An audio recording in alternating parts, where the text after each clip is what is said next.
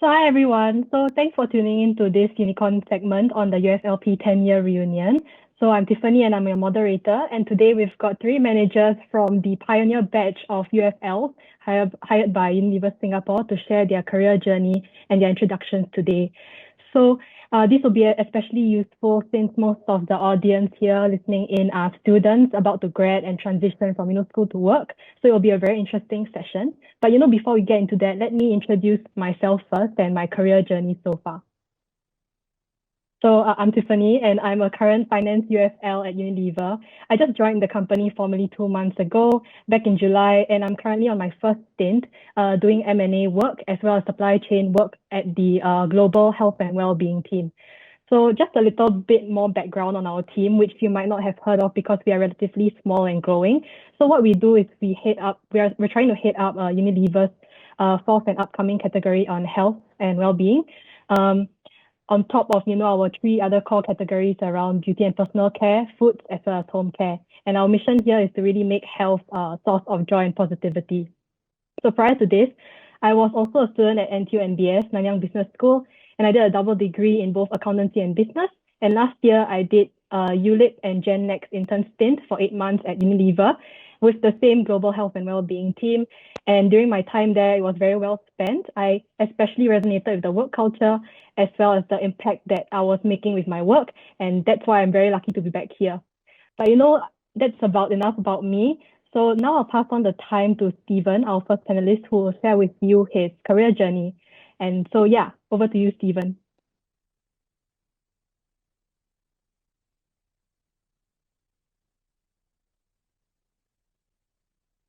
Can you? All right. Sorry. Thank you, Tiffany. Well, welcome and really excited to share a bit of my journey. So I myself joined Unilever actually a little bit over 10 years ago. And it's really exciting to talk a bit around, what happened 10 years ago and kind of my journey over the past 10 years. So, a bit about myself. I actually graduated from NUS doing biomedical engineering.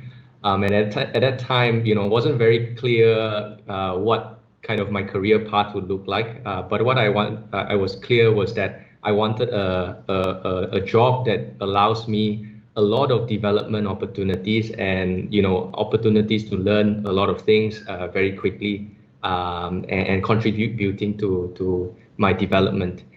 So I still remember actually seeing the Unilever folks coming to NUS and I was obviously very interested in the UFLP program, and that's why I joined as a supply chain intern, UFLP with Unilever 10 years ago. So a bit about my career journey, I would actually split it into two parts. The first part is this part that I'm going to share.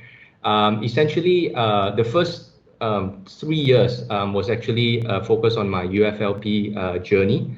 A lot of it was actually short stints and rotations, really designed to help me develop, a breadth, firstly in supply chain and then across the business functions. So I started working in oral care, which is under the personal care category, as a regional category planner, looking after capacity planning and the likes. Before then, doing a bit more kind of breadth role. So I was actually also in Shanghai doing a brand development role for a local oral care brand called Zhonghua. And then I've also done other roles. So, I was also in Philippines doing a CD role. If you see the picture on the middle left-hand side, that's actually me working with some of our distributors and mom and pop retailers in Philippines, developing a distribution management system and deploying it in Philippines. I've also done roles in production, also managing third parties. But I think the main kind of message I want to land is that in the first part of my UFLP journey, it is a lot about developing breadth, like I said, and accelerating my learning. And as part of that journey, also, starting to learn how to lead projects, land deliverables, and work across cross-functional and cross-cultural teams. As you can see from a lot of my pictures here, actually, there's a lot of obviously friends and colleagues that you know, engage and build relationships over that time. And obviously, I would say one thing about you know, my Unilever experience has been that Unilever has always been very willing to help develop people, and I've certainly been you know, part of that experience for me as well. So the second part of my career journey, and I'll talk a bit about that, is my latter half of my 5 years. I was actually, you know, about 4 or 5 years ago, I was seconded to Indonesia to do a bit more kind of operations, supply chain roles in the country. So I was the exports planning and customer service manager, and then afterwards leading our factory planning and logistics in one of our biggest factory in Indonesia. And it was actually the time where I did one of my proudest project. We were actually doing a logistics transformation across the factory. So the middle picture that you can see, essentially, you know, embarking on a factory 4.0 agenda for the factory, and you know, digitalizing a lot of the logistics work that is, you know, pretty much done on paper in Indonesia. My last role, which is my current role, I'm actually the health and well-being supply chain manager, looking after strategy for international supply chain expansion. But I also do a bit of M&A work, and about around May this year, I was actually leading a project to acquire a business in the US called Onnit, and we've successfully acquired it. I think my last message in this second part of my career is, you know, what is my learning?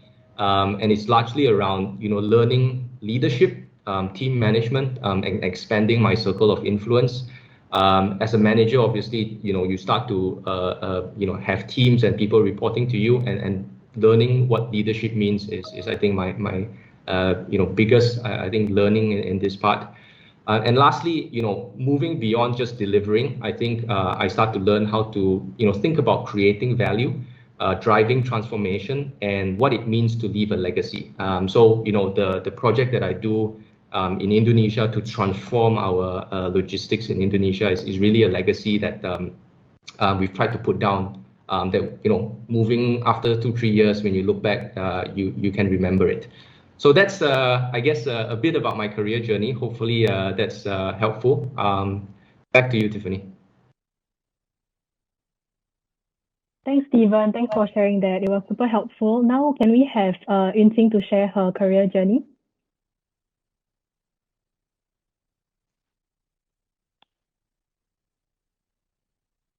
Hi everyone, I'm Yunting. Everybody calls me Yun. So I'm a global brand manager for Lux. I joined 10 years ago in the same UFLP batch as Stephen, actually. I graduated from SMU, and Unilever was obviously my first job all the way until now. So I'm really happy to be here to share my journey. When I was reflecting on my journey, you know, looking back, I also had 3 defining periods, I would say, that really shaped my career. So the first one is in UFLP, where it was about doing a lot of rotations and finding my passion of what I really wanted to do. And then I moved on to become a brand manager, and that's where I grew my expertise in marketing. And I would say the last one is my most recent move, where it was a very big move for me.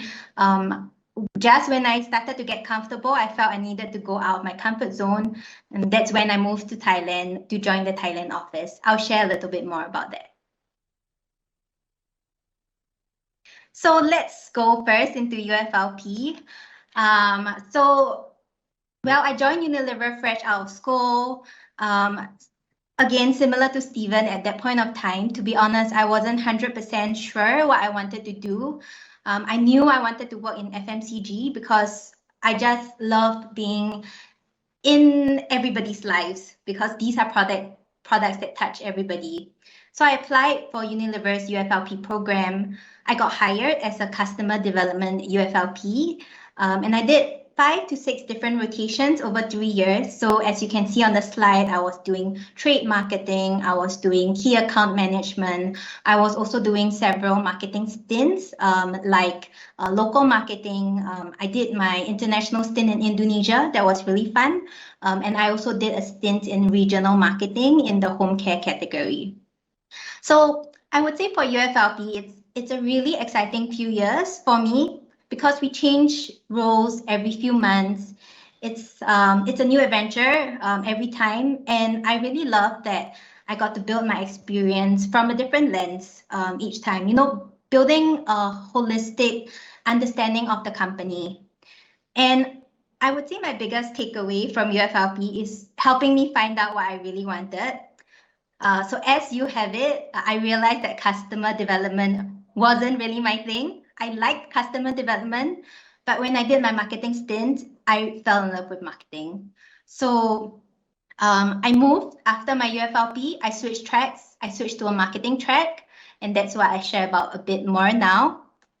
So my journey is a little bit unconventional, I guess, to the other UFLPs because I switched tracks later on. I moved into the Singapore business as a brand executive at the start, and I worked my way up, I would say, relatively quickly in about 2 years to brand manager when I was handling Sunsilk, when I was handling Vaseline, and I also launched a new brand, Lux Luminate, which you can see the picture on the top left. A very happy picture after months of hard work. During this time, I had really superb line managers who showed me the ropes of being a marketeer, challenged me, empowered me. And when I made mistakes, I'm really grateful that, you know, they were very kind. They sheltered me and just taught me to be a better marketeer and a better person. Another takeaway I would say out of this period of my life was also growth in the sense of learning how to find my own personal equilibrium between my work and my personal life. So as a UFLP in the first few years of my career, I was really chionging, you know, is the Singlish for like working really hard, really long hours, and just, you know, putting everything into work. So that wasn't sustainable because as I realized I got older, I started to have more personal priorities.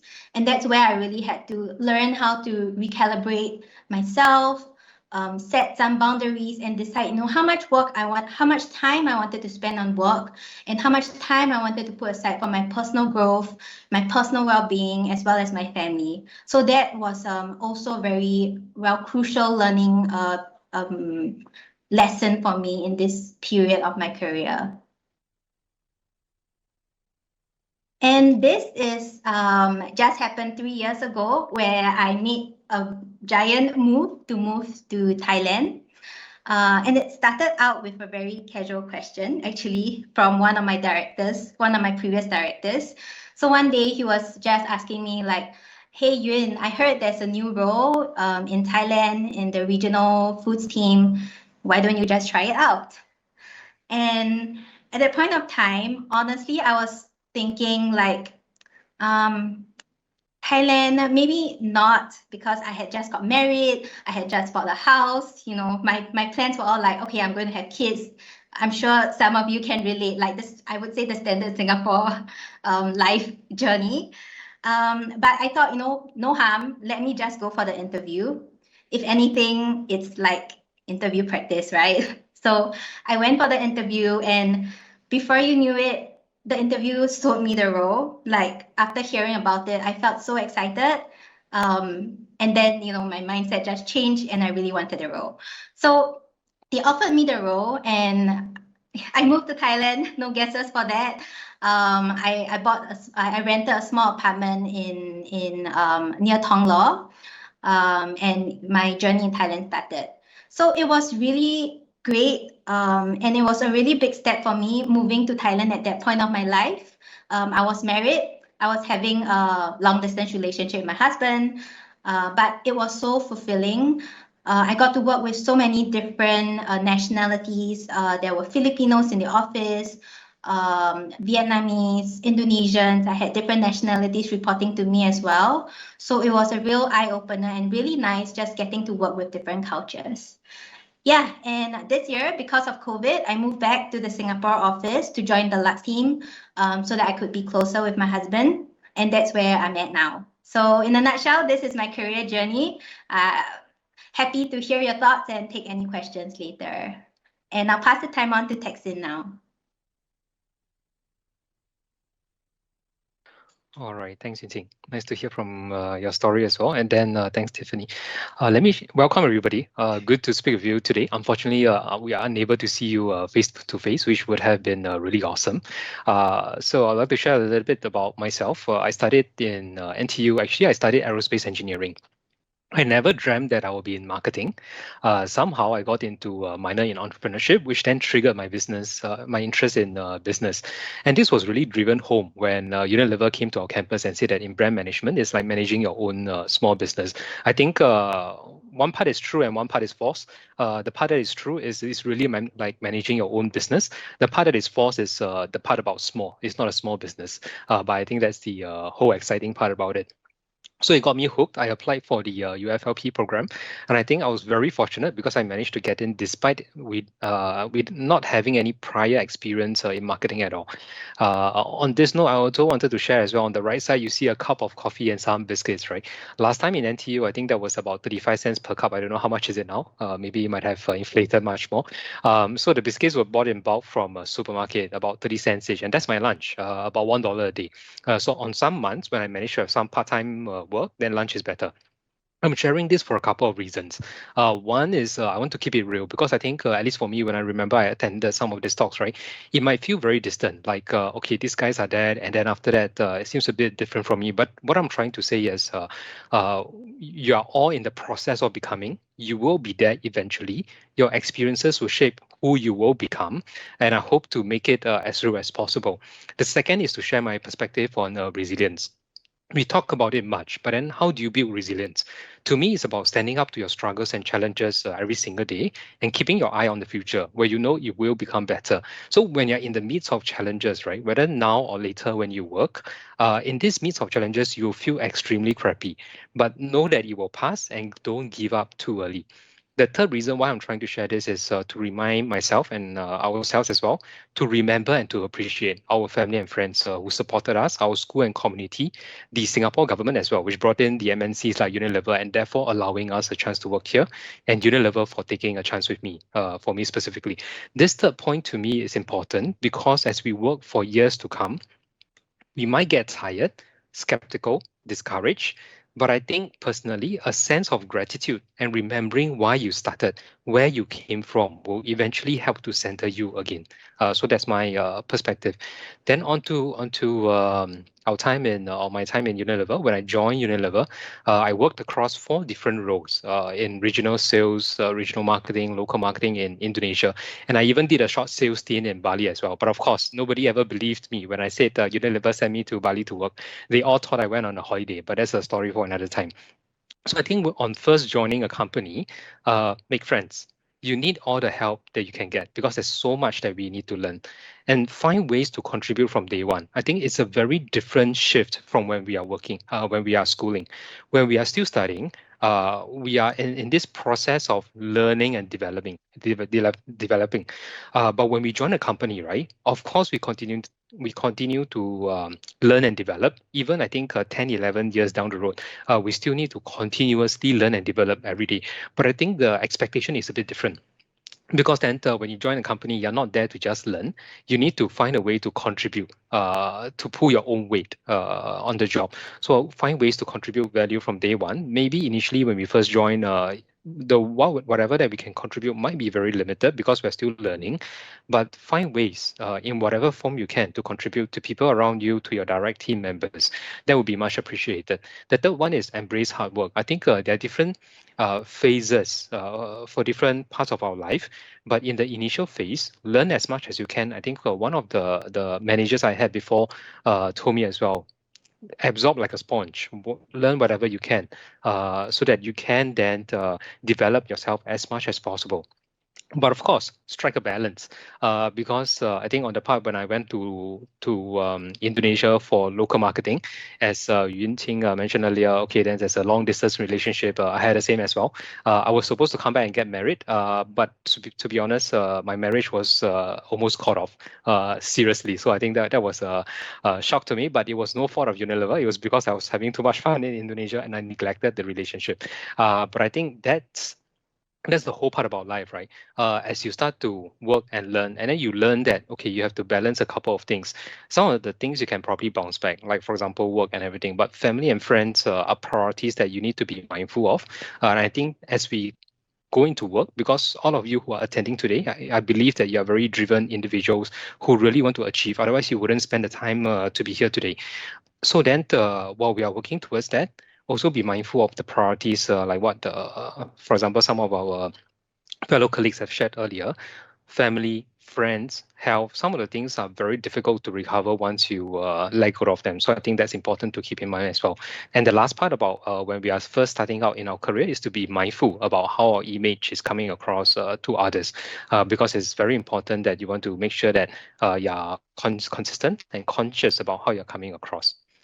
Then I think when I first started, right, my learning curve was definitely exponential. Performance was also exponential as well, but not in a positive way. It was a huge deep downwards in the first 6 months. Looking back, I think I was really crappy. But I was really fortunate and thankful for the patient guidance from the leaders in Unilever then, which then helped to set me on the right path.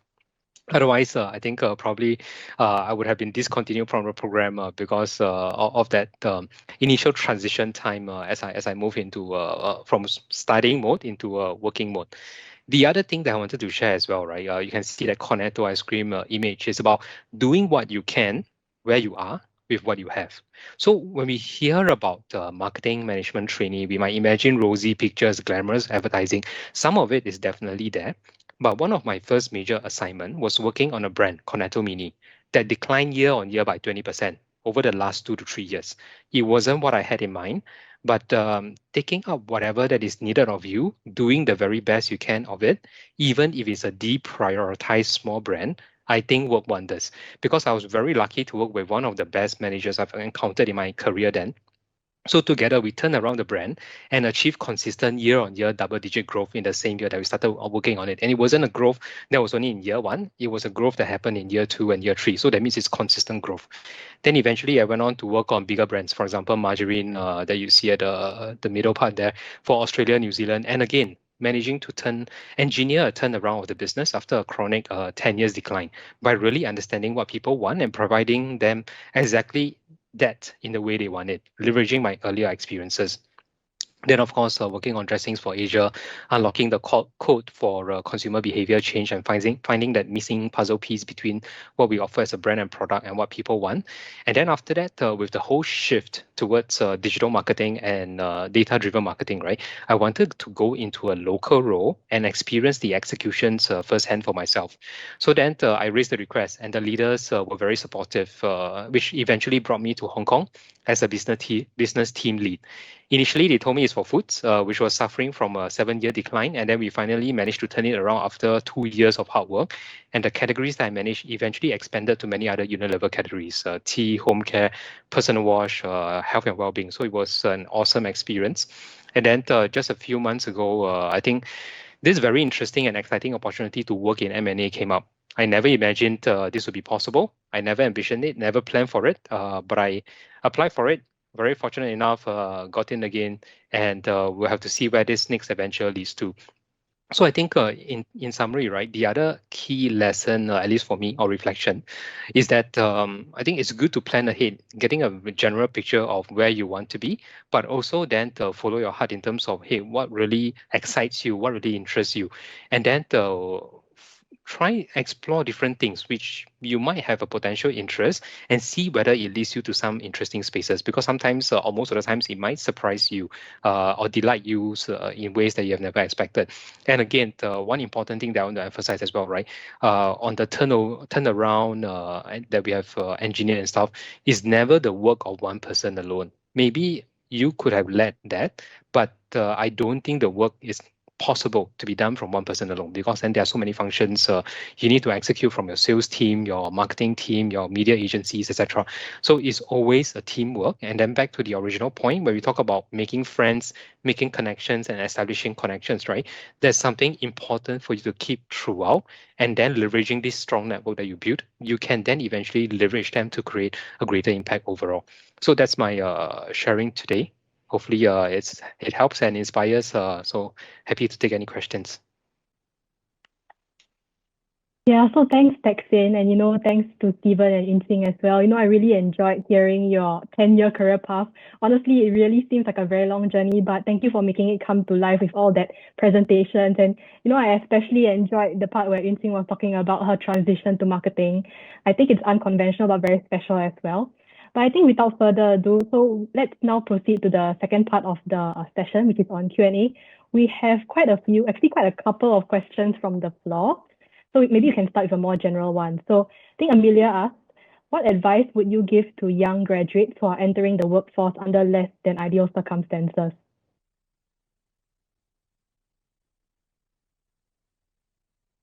So on this one, any takers? Texin, you wanted to go? Maybe I can take that. Yeah, I think one of the, if it's me, my perspective, I will go back to the point I made about doing the best with what you have, where you can, where you are, and whatever you can.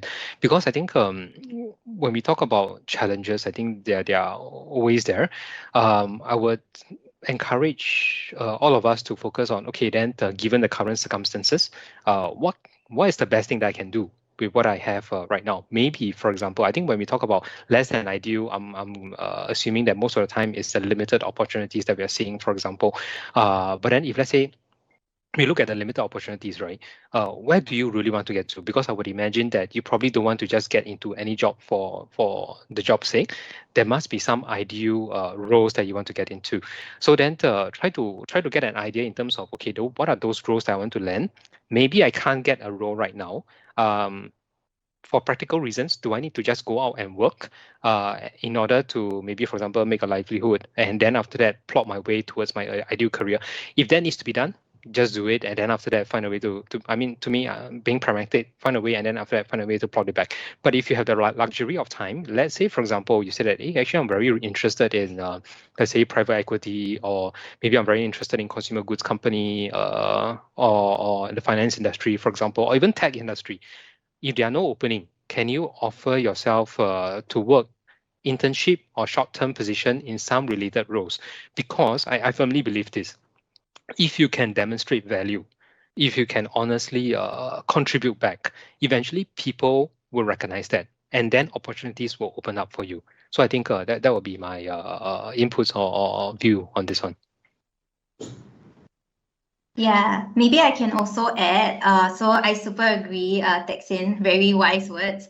Also, the first job, it's really important, but bear in mind it's unlikely to be like your job for the rest of your life. So be open to possibilities, of trying something new. Of course, echoing what Texin said, you should have in mind like an idea of where you would want to go, but there are many ways to get there. It's not just one way. So I would say, try it out, see what ways it can grow you. From a role, there are so many learning points that you can get, not only just from the role itself, but from the people around you, from the team you work with. When I was in my marketing role, I learned so much from the agencies whom I'm working with. So in a nutshell, be open to the possibilities, and don't get discouraged if you don't get a particular role that you want.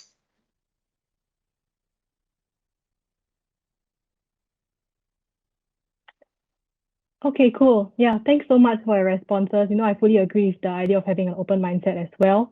So I think now on to the next question. So, given that all of you here have had a 10-year trajectory with Unilever, what are some of, the motivational factors that have encouraged you to continue this path with the same company throughout? I can take that, and I think it probably resonates with a lot of the rest. But when I first joined Unilever, I asked that question myself as well. Why is it that in such a big company, people, stay 15 years, 20 years. And I think the answer comes down to, the development opportunities and the different roles that are available, right? I think Unilever, being a large organization, allows you that ability to do different things. And I've said that as well. I think Unilever as a company has always focused on your development. And for me, and I can say for the rest as well, a lot of us are actually working in roles, and we move roles every 2-3 years. And every time you move into a new role, it's almost like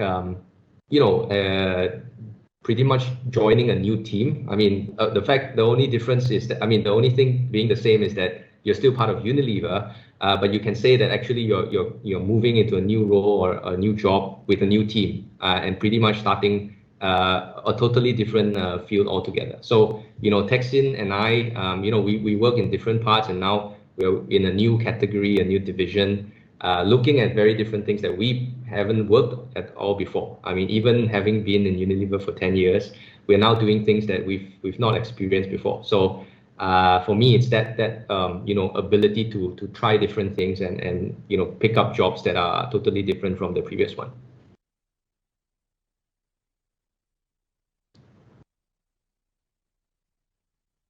Thanks, Stephen. I mean, it does make sense because when you first start on your career, you wonder, like, right now, if I might not have had a lot of experience, so you wonder, like, whether how much of those skills that you currently have are transferable. But I think it's always good to remind the audience that just don't be afraid to take the deep dive, keep your mind open, and then get more exposure across functions. It won't hurt you. And then this actually relates to the next question I'm going to ask. I think maybe Yunqing, this one you can give a little bit more flavor around this. So there are a couple of questions around, what advice would you give to a graduate from a different course of study, trying to apply for a marketing position? And in particular, there's also someone who's asking, what if she's like a finance student, do you think how easy it is for her to transit to marketing? Yeah, okay, cool. So I would say the most important thing in joining marketing is really putting your consumer at the heart of it, because ultimately we are designing products, we are marketing products that go to the consumer. So putting yourself in the shoes of the consumer, that's a really important skill to have in marketing. In terms of how easy or hard it is to join from another function, from another degree, I can't really say. I did have a marketing background as well, but I do know people. In fact, from our batch, some of the marketing trainees had engineering backgrounds, and they were hired as marketing UFLPs.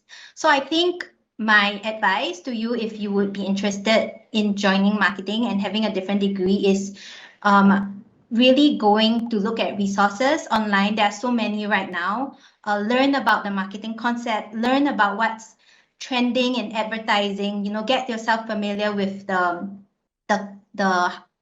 what you call it, the latest trends, and show your passion in it, so that when it comes down to the interview, you can show that you are really interested in this, and you do have, even though you do not have a degree, but you do have like the passion enough to read up on it, and obviously to learn about it when you are on the job.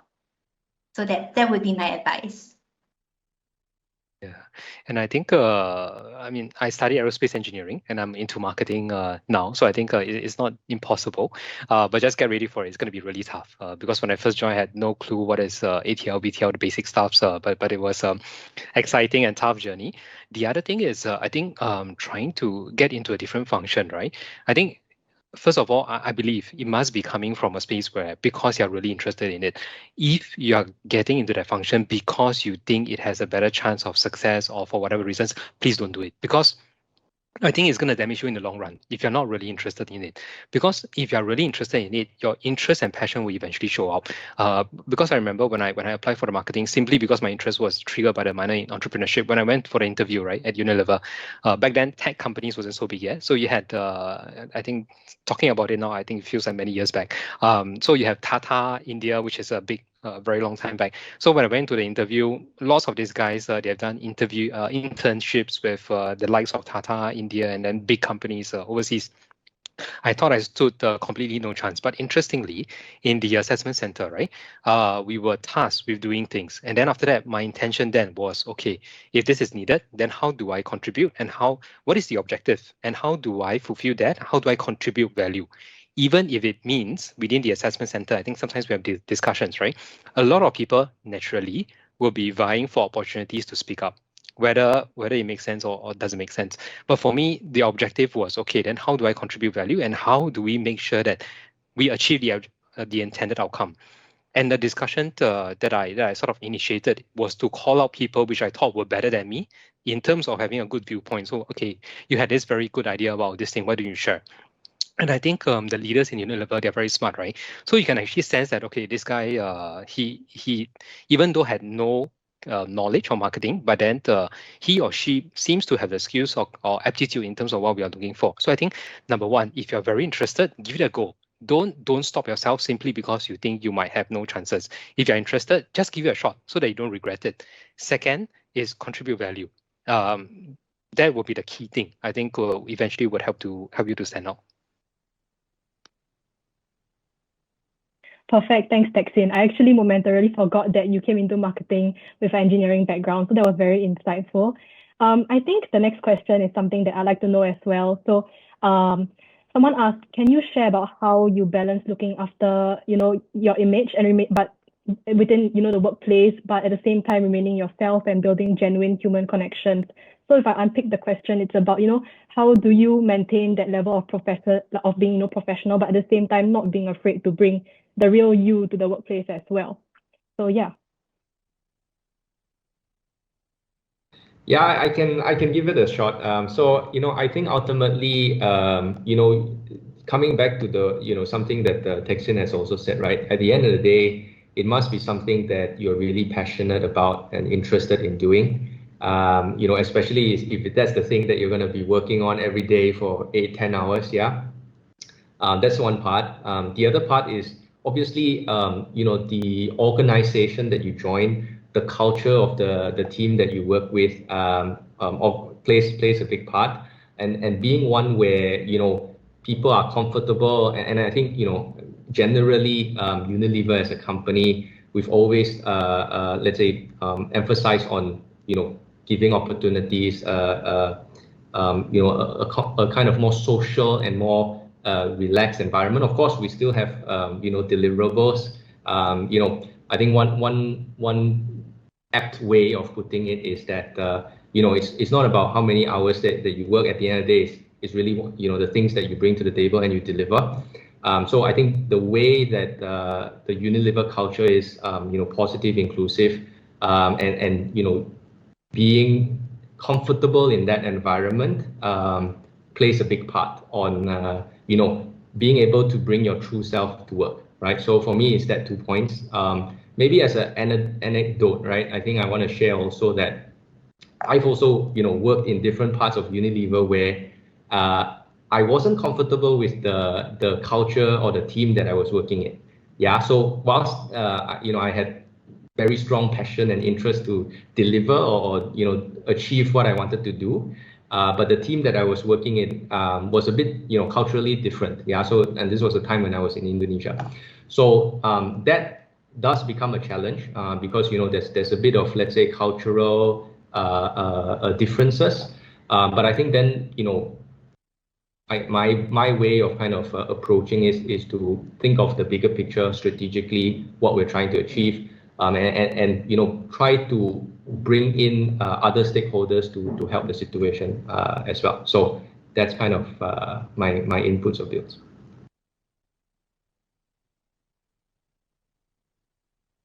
Thanks, Stephen. I think actually just to add on that, even though I don't have like a lot of career experience, right? I have, been with Unilever for about 8 months now. And I think the question around, how do you balance being professional yet being yourself at the same time it resonates quite close to me because I don't think you can actually separate your professional self from your actual self.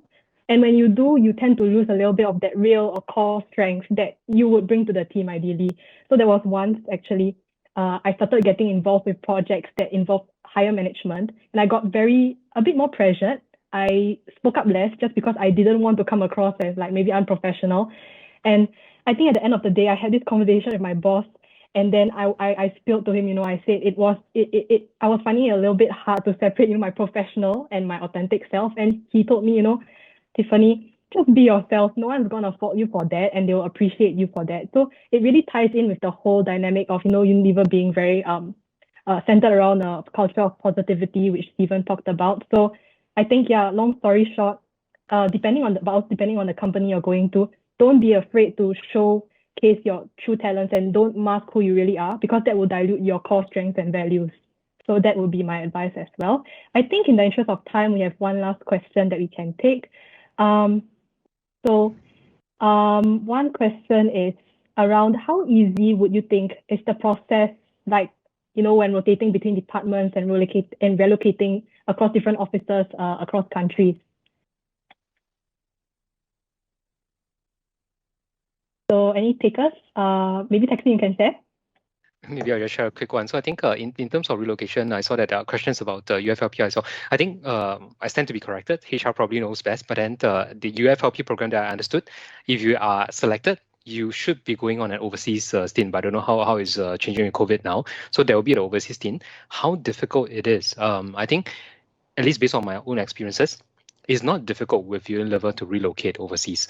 The only thing that you might want to consider is Singapore's salary standards, is much higher versus the rest of the countries overseas, right? So then if you have this flexibility to be able to move, number one, your personal aspect. Number two, your family. If you are able to let's say manage your own family, you don't need to be physically in Singapore. I think that to me, the personal aspect is the most important to manage. Then if let's say you're comfortable with that, Unilever is able to help you move overseas, because I've seen many colleagues move overseas. Just raise your request, speak to your line manager, help them to understand why you want to move overseas, where you want to move to, and then after that, they will help to find opportunities for you. That's the way it happened for me. So I see many colleagues doing the same thing as well. So I think it's definitely possible. Yeah, and if I can just quickly echo on that, I think with all our UFLP experiences, we have been able to essentially, that's the whole intent of the UFLP program. Essentially accelerating your learning, getting you into different roles to really experience what it is to work in a company and work in a business. And I think we've all had that experience. So it's ultimately, to answer the question of how easy or difficult, I think it starts with the intent of the company is always there to make sure that give you that breadth and learning opportunity to really develop you very quickly in your initial years of your career. Great, thank you so much for those insights. Tiffany, one last thing. I don't know whether do you have time for this, but just a plea from me to the rest of you here, because then all of you here today, unfortunately, again, we can't see you, but then I strongly believe you guys are very promising, a bunch of people, very motivated. Eventually, you're in the process of becoming, you'll be there, very successful. I personally, I just have one plea to you. No matter where you are, where you get to, find ways to contribute value back to the society and to our natural planet, because I think today it needs it more than ever before. If you don't stand for it, if you don't defend it, nobody else will. This is ours to defend and our business to be concerned about. So I think this is a personal plea to you. Eventually, where you get to, you will have the ability to contribute. Please do. Yeah. Cool. Thanks, Texin. So thank you so much to everyone for tuning in, and thank you to our panelists for giving really great insights. It helped me. I'm sure it definitely helped the audience as well. I think one last note before we end the session. So applications are open for our Gen Next ULIP internships as well as the UFLP program. You can head on to our Instagram page to just find out more details on that. And then also within Unicorn, please feel free to head over to the brand booth and also gain points by winning those Discover Unilever games. And yeah, so thanks for the session today, and hope to see you soon, even though it's virtual now. But feel free to reach out to me even on LinkedIn or and any of our panelists on any of our social media platforms. Yeah, thank you everyone. See you next year.